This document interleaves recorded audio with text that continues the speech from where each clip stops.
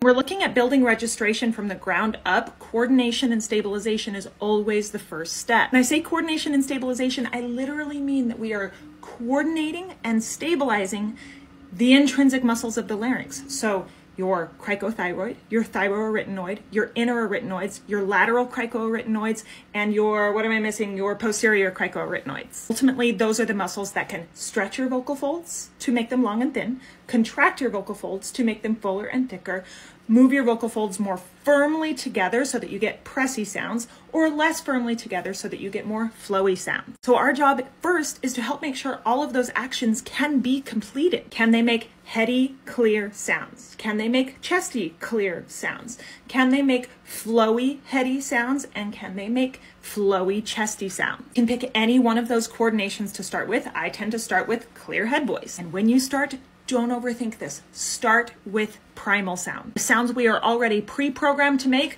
without a piano attached. That's a clear, heady sound we're pre-programmed to make. Woo! You cheer at sporting events and theater events all the time, right? So start with a call and response. Woo! Woo! Woo! Woo! Log the pitch. This one turns out to be an F. And woo! Woo! Woo!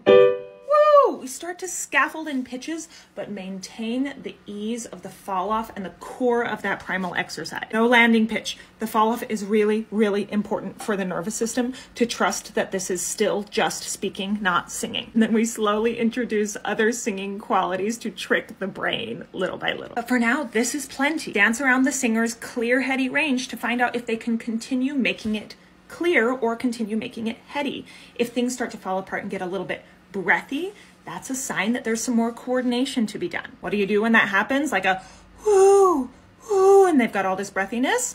That's when we pull out the bag of tools. My favorite set of tools are your hands. For this one, I might introduce the idea of, can you hold your hand right in front of your face and avoid feeling any airflow on it?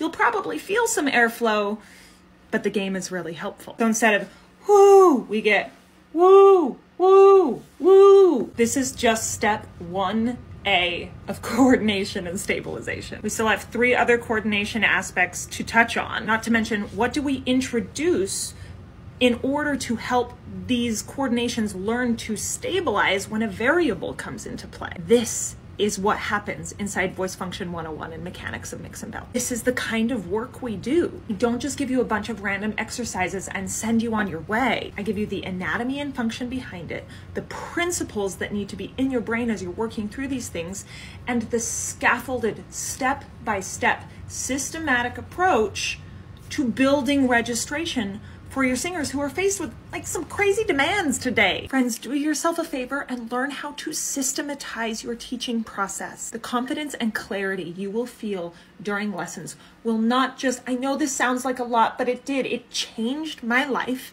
and it will change yours, and not just yours, but your students' lives as well, because they will be getting actual sustainable results, not just quick fixes that work one time. So are you gonna come join us?